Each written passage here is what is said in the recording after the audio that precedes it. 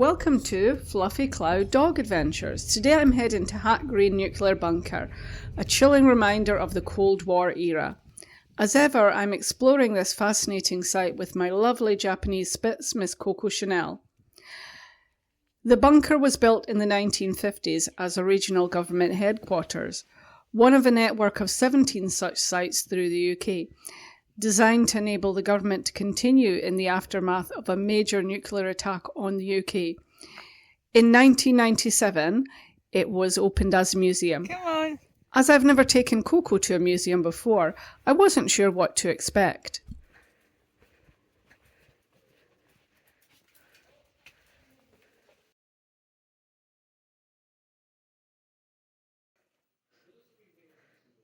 The entrance was full of artefacts from the Cold War.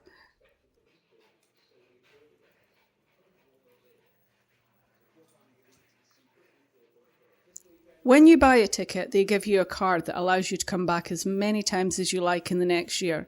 They even included Coco on the ticket, as you can see here.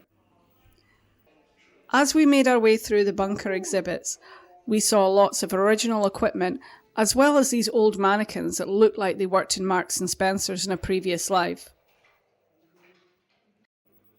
You will also notice the blast doors, radiation shielding, and communication equipment in this museum. You can even see a nuclear weapons display and come face to face with generations of our nuclear defence.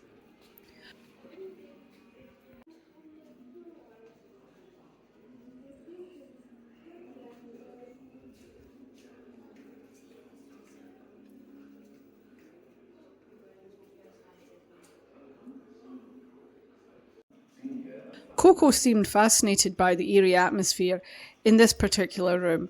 We even spotted another dog visiting. He was pretty chill, unlike Coco, who wanted to explore and sniff everything. Fair warning, there are plenty of strange sounds and lightings through this place, which might upset some sensitive dogs. But the flashing lights managed to create this awesome slow motion effect in my camera that I didn't even notice until I got home.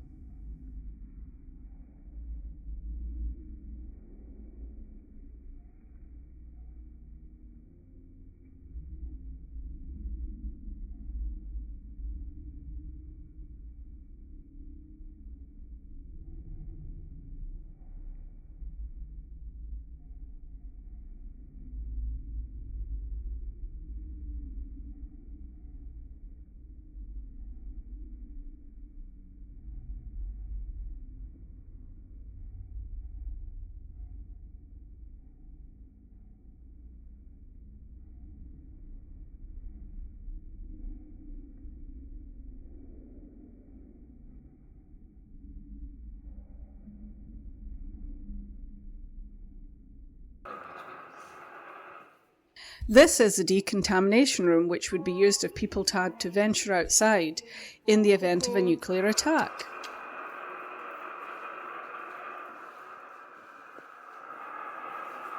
Come on, Coco. If your dog isn't good with stairs, or you can't carry them down, then this might not be the best place, as there are lots of stairs to navigate.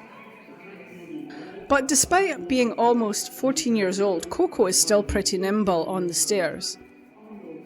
Check out all the vintage radio equipment systems here. There are plenty of strange sounds too. Luckily, Coco wasn't too bothered by the Morse code beeps. In fact, I think I might be able to train her to be an expert operator.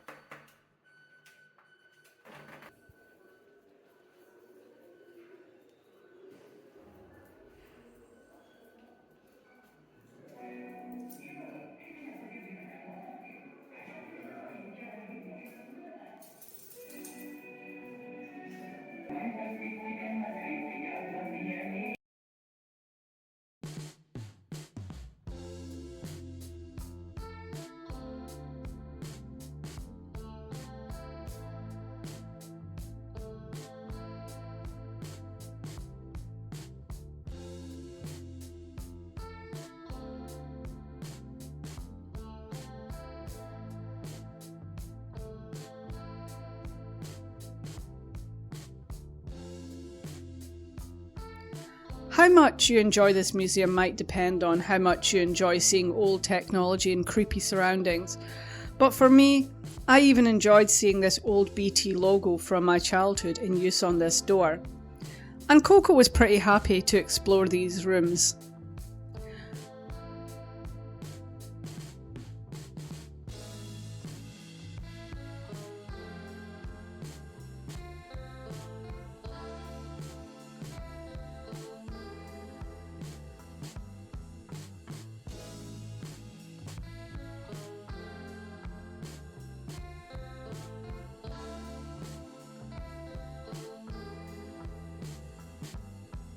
Probably the most chilling room was the ballistic missile early warning system.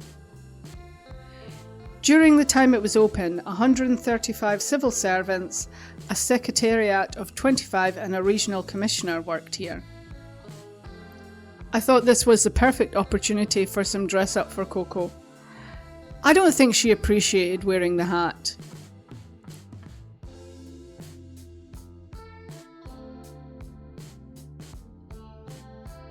Or she didn't love the idea of getting up this staircase. This one I had to carry her up, but Coco is a small light pup, and it was just a case of us taking our time.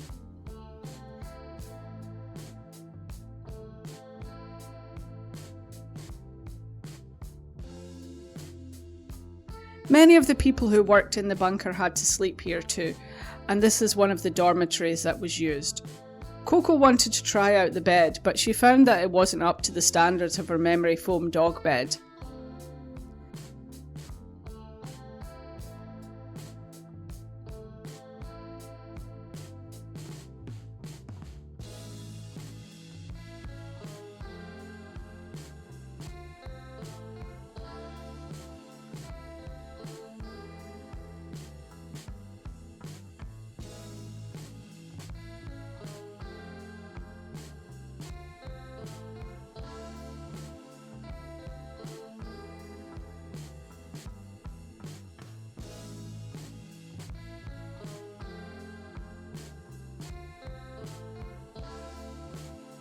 Overall, dogs are made to feel very welcome in the bunker.